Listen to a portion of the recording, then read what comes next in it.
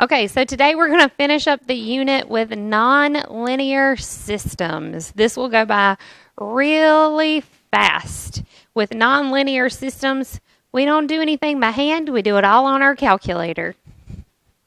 Yay! All right, so write down these two equations on your notebook paper.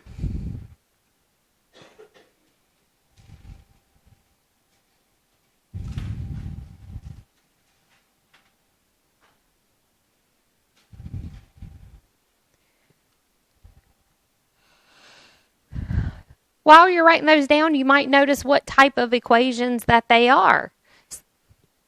True? What type, though, is the first one? It's a quadratic. What shape does a quadratic make? It makes that U shape, that parabola shape. That's right. What about this one? Linear, so it makes a line. So when you have a U shape and a line, they could cross and hit each other twice. They could just touch and hit once, or they cannot touch at all. So the easiest way to figure out that part is to graph them in y equals. Everybody open up those calculators.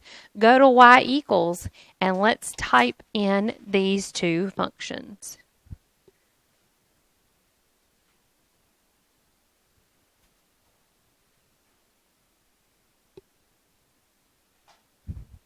So type in y1 and y2, and you have your two equations there.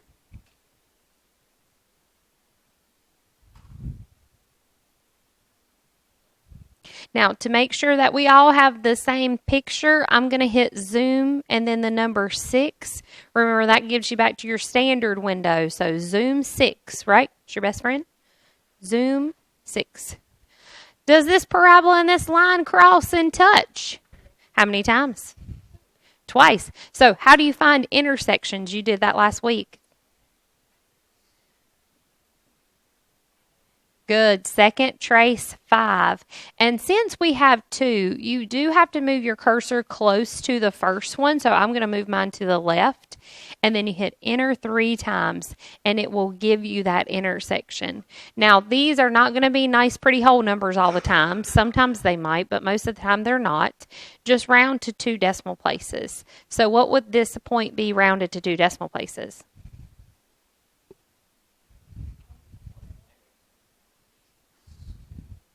Good. Comma. What's our y value?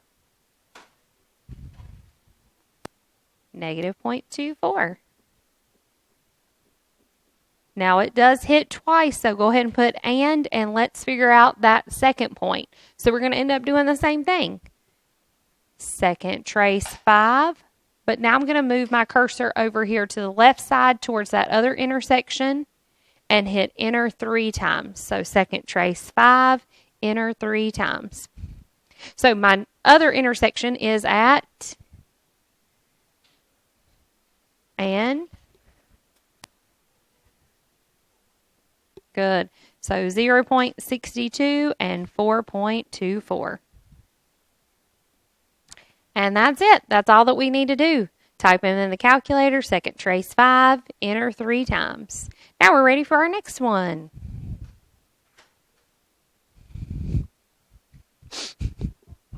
You're like, oh, yay. Ooh,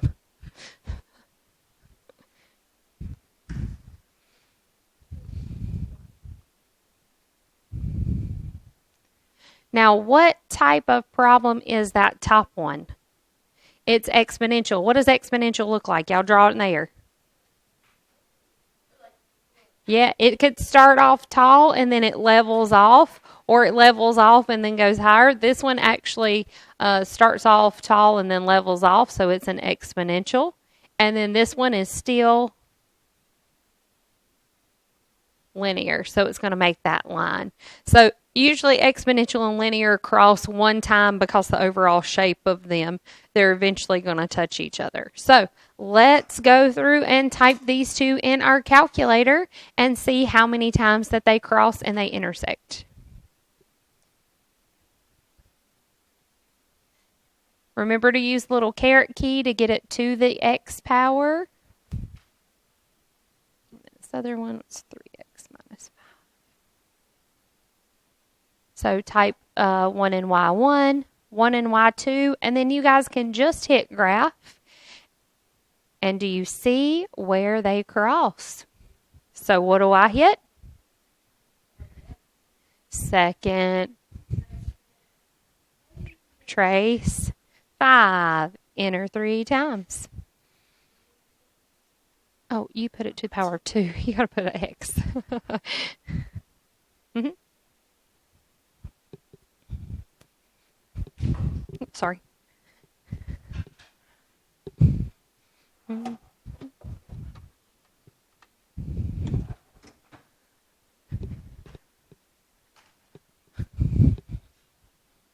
There you go. I'll let you change out those batteries. Yep. You put a to the, use the caret key, and then put the X. There you go. All right, so now we've got it. We hit second trace 5, enter 3 times. So where is that intersection? And good. 1.85 and 0.55. Do you think it's going to cross again? 1.85? No. If you look at that picture, it looks like that, remember that exponential is going to level off down here at the bottom, and it's going more to the left on the left side, and this one just kind of cuts right through the middle. So it's only going to intersect that one time. Oops. All right, let's do one more of these. You guys write down the third one there.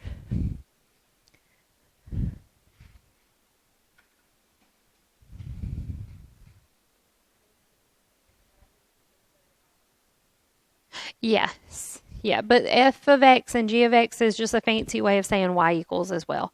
But it's kind of labeling the two different ones, like the top one is function f, the bottom one is function g, like x1 or like y1, y2. What type of function is the top one? And the bottom one? Linear. You don't have to write down what they are or identify them once you've written them on your paper. Just type them in your calculator.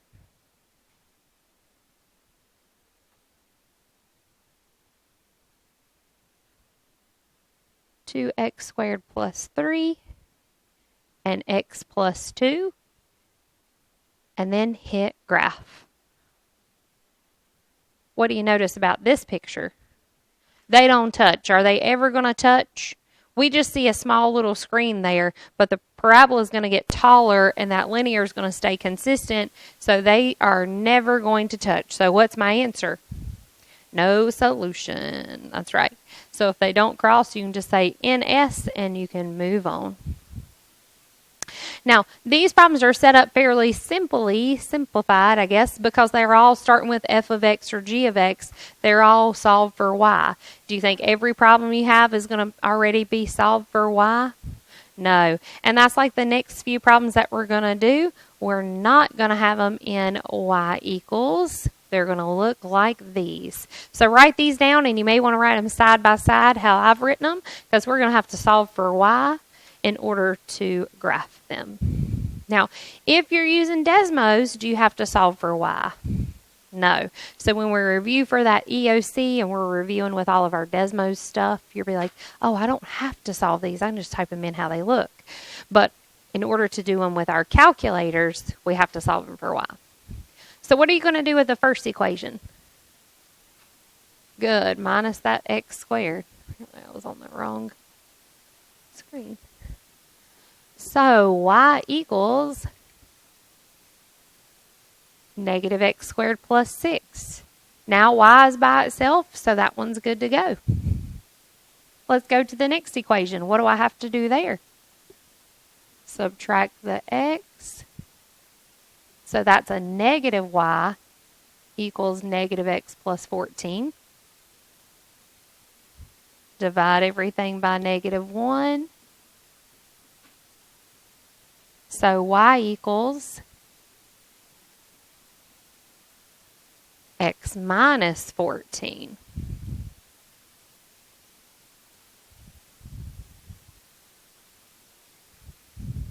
So get y by itself on whichever side it is. Just solve for y, get it alone. Now type it into your calculator.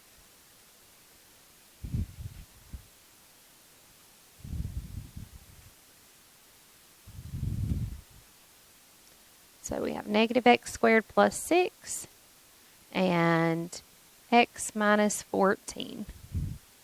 Now, once they're typed in, you can hit graph. What's wrong with this picture? You can't see it. You need to zoom out or change your window. So I'm going to show you both ways that you can do this problem. If you hit zoom, you can choose zoom out, which is option 3, but you have to hit enter one more time in order for that to zoom out. Okay? So you can choose zoom out and hit enter. Another way of doing this, though, is we just need to move our graph how? Down. If we moved it down, we could see, right?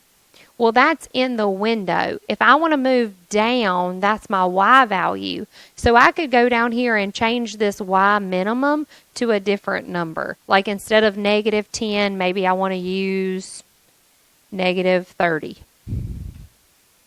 So you can just go to your window and change one number, and then you can hit graph, and then we can see that picture as well. I like to go to my window and change the numbers because I like to see a little bit bigger picture. But if you zoom out, you still get the same information. So let's find those two intersections. Second trace 5.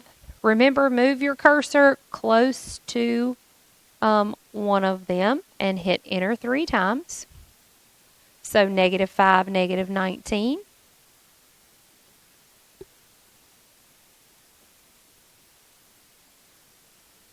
And then we need to find our other one, so you have to do it again. So your calculator will only find one at a time. So second trace 5. Move that cursor over. It does not like me today. Come on, go. Enter 3 times. And it doesn't have to be really close. It doesn't have to be exactly on the intersection. So as long as you're close enough. So 4, negative 10. And we have our two intersections. Does that make sense?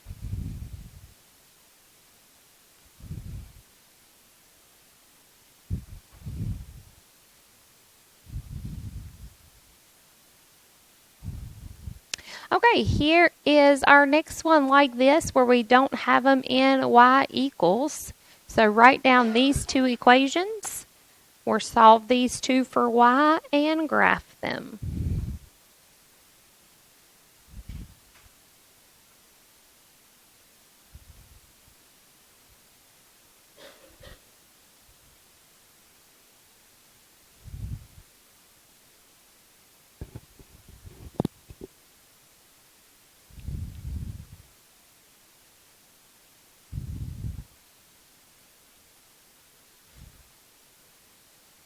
All right, what would I do first with this problem? Subtract the 2x. Can I combine the 2x with anything else over there on that side? No. Now, I have a habit of writing it in standard form. Y'all may remember hearing that from math too, but putting everything in order from least to greatest. So x squared minus 2x plus 1. But now y is by itself. It doesn't matter really what order you write it in. Okay, what about this one over here on this right side? Subtract the 1 first, you're right. Remember, we want to do our order of operations in reverse, so we're going to add or subtract first. Then we will divide by 3, and we're going to divide everything by 3. So x over 3 becomes 1/3 x. And then minus 1/3 equals y. Now again, with Desmos, you can type them in exactly how they look, but our graphing calculator, you have to solve for y. So now they're solved, type them in your calculator. X squared minus 2x plus 1. And 1/3 x minus 1/3. I forgot my 1. And make sure before you hit graph, just double check and make sure that you typed them in correctly. Remember, your window might be changed from the last problem. How do you change it back to normal? Zoom 6. Zoom 6 gets it back to that normal window. So if you want to hit Zoom 6, you can see this picture. Now, when I look at this, it kind of looks like it only touches the graph once. Could it be more than one, though? It's so kind of small. Can we see it? Here's how you can check, and we're going to split the room up. All right, I want y'all to do second trace 5, but I want you to put your cursor somewhere over here, okay? The rest of you guys, second trace 5, but put your cursor over here. Let's see if we get the same answers. So second trace 5, move your cursor to one side or the other, and hit enter 3 times.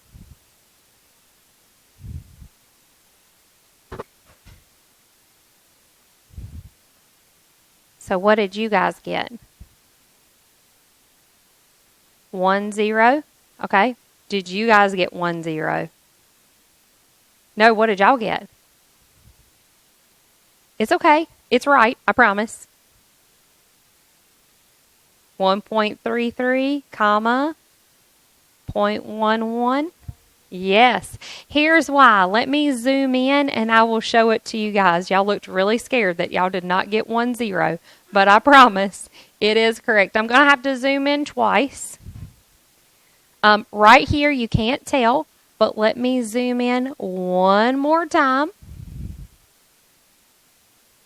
Do you see it? How many times does it cross? Twice. There's once on the left and once on the right. You would only notice that if you had to zoom in and zoom in and zoom in. So the workaround is if you have this picture, you do second trace 5 and keep your cursor on the left side, hit enter 3 times. See, I get my 1, 0 that y'all had. I do second trace 5 again, move my cursor to the right, hit enter 3 times, and there's the answer that you guys got. So if you're unsure if it hits just once or twice, do it to the left, do it to the right. If you get the same number, it's once. If you don't, it's twice. So our final answers for this one are 1, 0 and 1.33, comma, 0.11.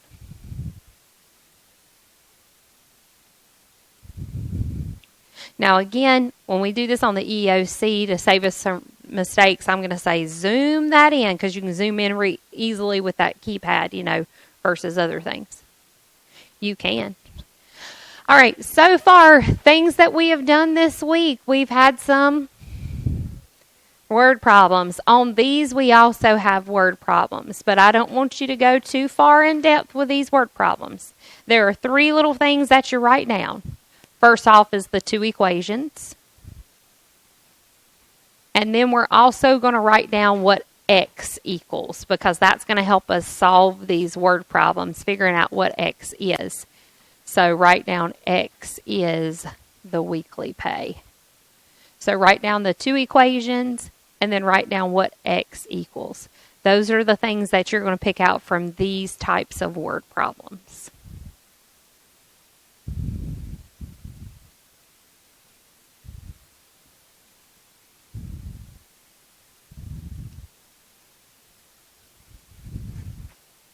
So to tell the difference between the word problems that we've been doing earlier this week and this word problem, the directions will say, first off, this one gives you the equations. The other word problems we did, you had to write the equations. So for the other word problems, it will say, write the 2 equations, solve by substitution or elimination.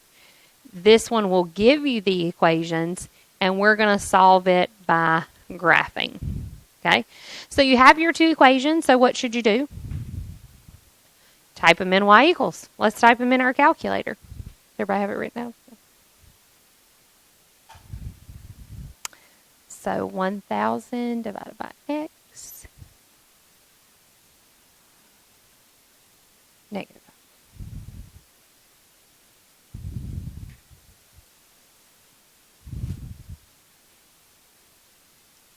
Now, once they're typed in, we normally just hit graph, right? Look at that graph. Do we see a whole lot? No, and it's probably because that first number is like 1,000 in there. But I don't want us to zoom out. Let's talk about how we can adjust our window to help us out. So let's read through the problem. The Harriet Tubman Elementary School needs to hire staff for an after-school program. The program has this budget f of x, where x is the weekly pay per staff member. Research suggested that the number of job applicants depends on the weekly pay, and there's that equation. What should the school pay the staff members in order for the budget to equal the number of job applicants? Okay? So we want to find when they're equal, which is the same thing as when they intersect, when they cross. Now, X is your weekly pay. What kind of job are we working here?